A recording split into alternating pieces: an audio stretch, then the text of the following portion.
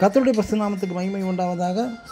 இன்று நாம் தியானத்துக்கு எடுத்துக்கொள்ள இருக்கிறதான வேத வசனம் கலாத்தியர் 1 அதிகாரம் 4 இப்பொழுது இருக்கிற பொல்லாத பிரபஞ்சத்தினின்று விடுவிக்கும்படி. ஆமென். உலகம் பெருமையான ஒரு மனநிலையை உடையது. இந்த உலகம் எதிர்பார்ப்பது ஆஸ்தி, அந்தஸ்து, செல்வ செழிப்பு நிறைந்த வாழ்க்கையை அடைந்து விட பெருமைப்பட நம்மை தூண்டுகிறது. சமுதாயத்தில் ஒரு அந்தஸ்து அடைய வேண்டும், 4 பேருக்கு நடுவில் மதிக்கத்தக்க ஒரு தலை நிமிர்ந்து நாம் உயர்ந்தவராக இருக்க வேண்டும் என்று எண்ணியே ஓடுகிறார்கள். சிலர் கேட்பது உலக பிரகாரமான வாழ்க்கை என்றால் என்னவென்று அறியாமல் கேட்பதுண்டு. குறிப்பாக தேவனுடைய வழிகளையும் அவரது நியாயங்கள் கொள்கைகளையும் முக்கியத்துவம் தராமல் மனிதர்கள் எதை மதிக்கிறார்களோ அதையே நாமும் மதிப்பதுதான் உலக பிரகாரமான வாழ்க்கை. உலக மனிதர்கள் எதற்கு முக்கியத்துவம் அதிகம் தருகிறார்கள்?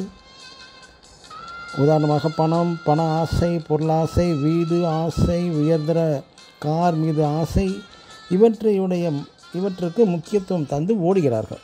அதை போல நாமும் ஓடுவது உலக பிரகாரமான ஒரு ஆசைதான். மற்றும் சிலர் தனது உடலை மிகவும் கவர்ச்சிகரமாக வைக்க பாடுகிறார்கள். அதே போல் நாமும் செய்தால் உலக பிரகாரமான வாழ்க்கை வாழ சிலர் குறுக்கு வழிகளை தெரிந்து கொண்டு முன்னேறுவதும் உண்டு. நாமும் அதுபோல பல குறுக்கு வழிகளை பின்பற்றாமல் அதுவும் உலக பிரகாரமான வாழ்க்கை தான். சிலர் உலகத்தை அனுபவிப்பதில் முக்கியத்துவம் தருவார்கள். அதுபோல் நாமும் செய்தால் அதுவும் ஒரு உலக பிரகாரமான வாழ்க்கை தான். பிரியமானவர்களே, இந்த உலக பொல்லாத பிரபஞ்சமாக மேற்கூறியவைகளை விட்டுவிட்டு தேவ பார்வையில் எது மதிக்கத்தக்கவைகள் என்றால் நமது நற்சுபாவங்கள், உயர்ந்த எண்ணங்கள், மன தூய்மை, நேர்மை, உண்மை, இது போன்ற நற்சுபாவங்களில் உயர்ந்து நிற்க வேண்டும்.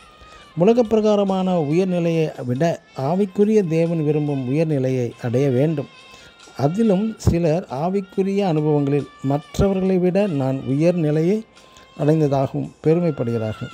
இது போன்ற பெருமையான காரியங்கள் அனைத்தையும் விடுதலை பெறுவோமாக. ஆமென். God bless you.